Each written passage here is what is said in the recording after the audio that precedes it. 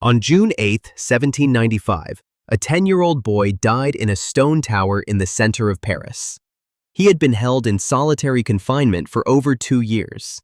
He was malnourished, covered in sores and tumors, and so weakened by tuberculosis that by the end he could not stand. His jailers had largely stopped interacting with him.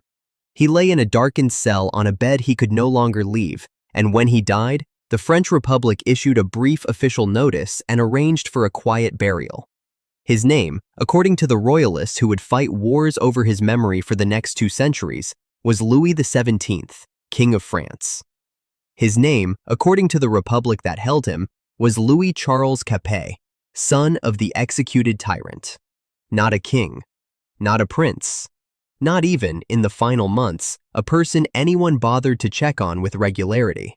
And the question of what happened to him, whether he truly died in that tower or was secretly smuggled out and replaced with a dying substitute, would generate over 100 pretenders, multiple international diplomatic incidents, and 2 centuries of conspiracy theories before a single preserved organ, stolen from his autopsy table in 1795, would settle the matter with the quiet finality of mitochondrial DNA. I first encountered the story of Louis XVII not through the French Revolution, but through a footnote about organ theft. A doctor, during the autopsy, secretly cut out the boy's heart and hid it in his handkerchief. That detail, so specific, so macabre, so improbable in its consequences, is the thread that holds this entire story together. Because without that stolen heart, we would still be arguing. But we need to start at the beginning. Not the autopsy, the revolution. Louis Charles was born on March 27, 1785, the second son of King Louis XVI and Marie Antoinette. When his older brother Louis Joseph died of tuberculosis in June 1789, just weeks before the storming of the Bastille, Louis Charles became the Dauphin, heir to the French throne. He was 4 years old. By October 1789, the royal family had been forcibly relocated from Versailles to the Tuileries Palace in Paris. By June 1791, they had attempted to flee France and been captured at Varennes.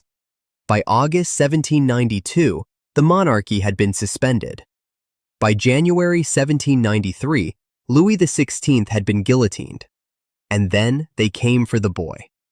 In July 1793, the Committee of Public Safety ordered Louis Charles, now 8 years old, separated from his mother. He was placed in the custody of Antoine Simon, a cobbler appointed by the Paris Commune as his guardian. Simon's job, as openly stated, was to make the boy forget he was a prince, to turn him into a sans-culotte, a good Republican citizen. The methods were brutal. The child was made to wear a red cap, sing revolutionary songs, drink alcohol, and by some accounts was taught to curse his parents.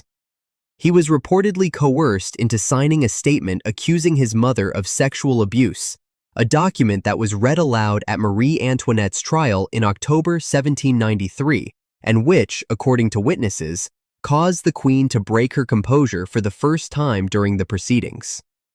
In January 1794, Simon was reassigned. Louis Charles was left alone in his cell in the Temple Tower. Not moved, not transferred, left. For approximately 6 months, the child was kept in near total isolation in a darkened room. When officials finally checked on him with any regularity in the summer of 1794, they found a boy who was covered in scabies, with swollen joints, with tumors on his wrists and knees, who barely spoke and barely responded. He was dying. The Republic had not executed him. It had simply stopped caring whether he lived. He died on June 8, 1795. The official cause was tuberculosis. He was 10 years, 2 months, and 12 days old. The next day, an autopsy was performed by Philippe Jean Pelletan, the chief surgeon at the Hôtel Dieu Hospital in Paris. And here is where the story takes its extraordinary turn. During the autopsy, Pelletan secretly removed the boy's heart. He wrapped it in a handkerchief, placed it in a crystal urn, and took it home. This was not unprecedented in an era when relic culture still permeated European society. even in revolutionary France.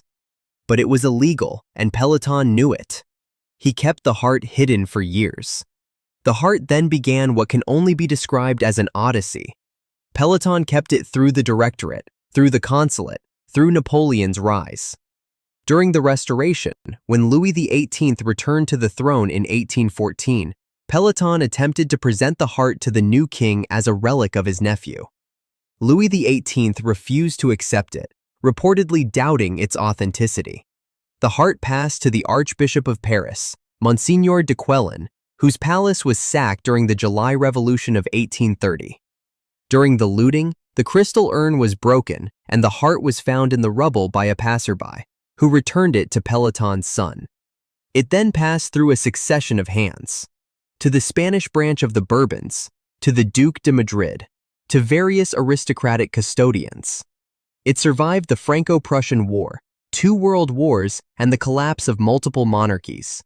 By the late 20th century, the heart was in the possession of the Memorial de France at the Basilica of Saint-Denis, the traditional burial place of French kings, kept in a crystal urn and treated as a royal relic. But was it genuine?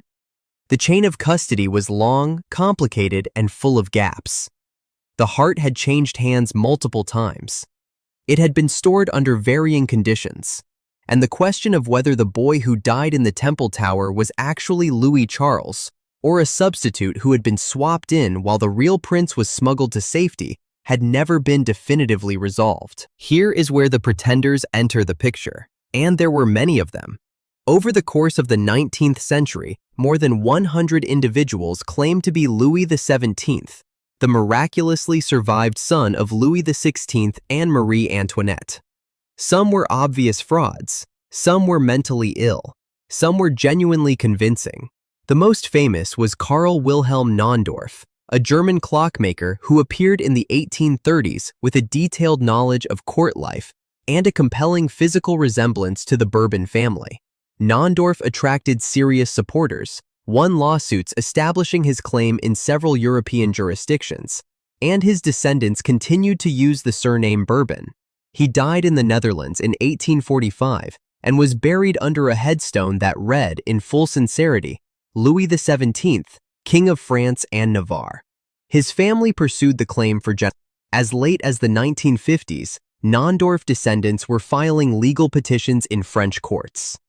The survival theory was not implausible on its face. The Temple Tower had multiple entrances. The guards changed frequently. The period of isolation, during which no reliable witnesses saw the child regularly, created a window of opportunity. The body that emerged from the tower was so disfigured by disease that positive identification by appearance alone was uncertain. The Republic had every motive to claim the boy was dead, regardless of his actual fate. A living Bourbon prince was a rallying point for counter-revolution. A dead one was not. So the question persisted. Was Louis XVII the boy who died in the tower? Or did Louis XVII escape, live under an assumed identity, and eventually become one of the many men who spent the 19th century claiming to be a lost king? Then DNA entered the picture. In 1999, the custodians of the heart at Saint-Denis agreed to allow genetic testing. The analysis was conducted simultaneously by 2 independent laboratories to prevent any possibility of contamination or fraud. Ernst Brinkmann at the Institute for Legal Medicine at the University of Munster in Germany handled one set of samples. Jean-Jacques Casseman at the Catholic University of Leuven in Belgium handled the other. Neither laboratory knew the other's results until the findings were compared. The methodology was mitochondrial DNA extraction. Mitochondrial DNA, which passes exclusively through the maternal line, could be compared to known maternal line relatives of Louis XVII. His mother was Marie Antoinette, born Maria Antonia of Austria, a member of the Habsburg-Lorraine dynasty.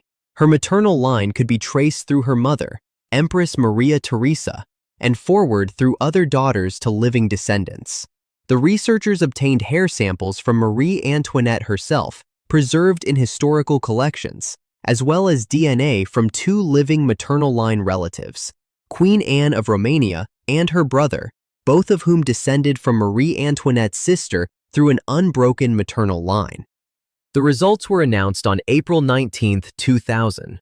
Both laboratories, working independently, reached the same conclusion. The mitochondrial DNA from the preserved heart matched the mitochondrial DNA from Marie Antoinette's hair. It matched the mitochondrial DNA of the living maternal line relatives. The heart was from a child of Marie Antoinette. The survival theories collapsed. All of them, at once. If the heart taken from the autopsy in 1795 belonged to a son of Marie Antoinette, and that autopsy was performed on the body that came out of the Temple Tower, then the boy who died in the Temple Tower was Marie Antoinette's son. He was not a substitute. He was not a decoy. He was Louis Charles. He died where the Republic said he died, when the Republic said he died, of what the Republic said he died of. Naundorf, the most plausible pretender, was also specifically tested. In 1998, researchers extracted DNA from preserved remains attributed to Naundorf and compared his mitochondrial DNA to Marie Antoinette's line. It did not match. He was not her son. His descendants, who had spent over a century and a half pressing their claim, had no biological basis for it. The clockmaker from Germany was a clockmaker from Germany. I want to pause here on the methodology, because Kassaman and Brinkman were meticulous in their approach.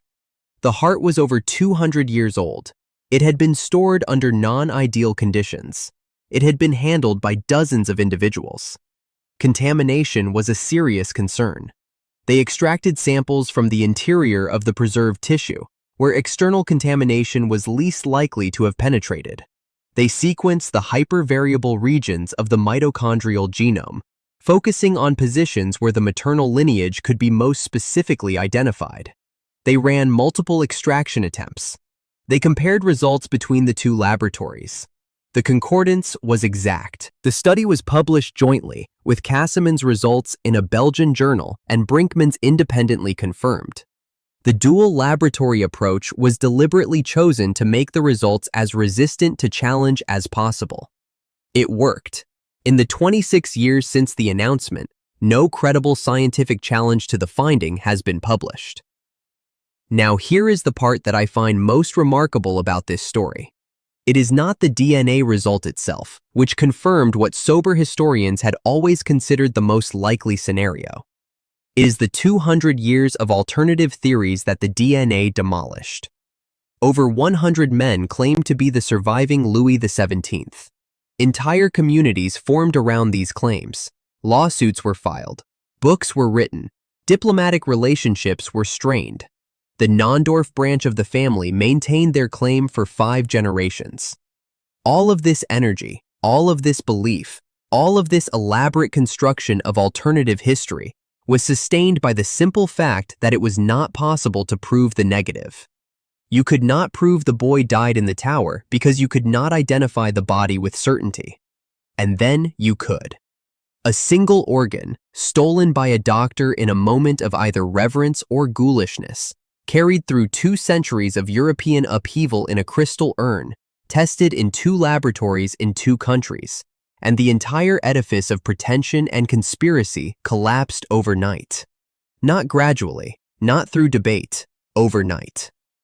There is something almost biblical about the heart as the object that settled the question. Not a bone, not a tooth. The heart. The organ that, in European cultural tradition, is the seat of identity, of truth, of royal legitimacy. French kings' hearts had been preserved as relics for centuries. Louis XIV's heart was kept at a church in Paris. The tradition of cardiac burial was ancient and deeply embedded in the symbolism of French monarchy. Peloton, whether he knew it or not, was participating in a tradition that predated him by centuries when he stole that heart from the autopsy table. And the tradition, ultimately, is what saved the evidence. If Peloton had stolen a tooth or a fragment of bone, it might have been lost, discarded, deemed insufficiently significant to preserve. But a heart in a crystal urn is a relic. Relics are kept. They are maintained. They are passed from custodian to custodian with a seriousness that other biological samples do not receive. The cultural weight of the organ is what preserved it long enough for the science to catch up. On June 8, 2004, exactly 209 years after Louis Charles died in the Temple Tower, the heart was ceremonially interred in the royal crypt at the Basilica of Saint-Denis. It joined the remains of the French kings who had been buried there since the 7th century. The ceremony was attended by members of the Bourbon family and by French officials. A 10-year-old boy who had died alone, in the dark, covered in sores, in a cell where nobody came, was finally given the burial that his birth entitled him to and that his death had denied him. I think about the isolation. Not the DNA, not the pretenders, the isolation. A child, 8 years old, taken from his mother, left alone in a stone room for months. He was not executed like his father. He was not guillotined like his mother. He was simply abandoned, left to rot. The revolution did not kill Louis XVII with a blade. It killed him with indifference. And the indifference was, in some ways, more terrible than the blade, because it was not a decision. It was the absence of a decision. Nobody decided he should die. Nobody decided he should live. He fell between the categories, too dangerous to release and too inconvenient to care for, and the gap killed him.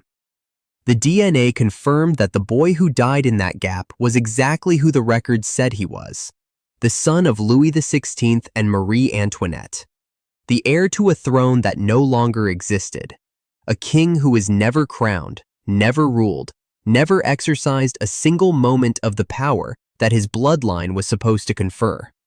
The heart proves it. The science is settled.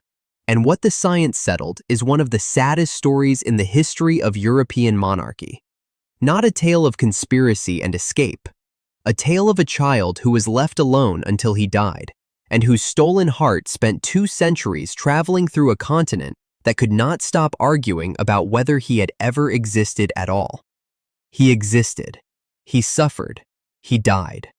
The heart remembers.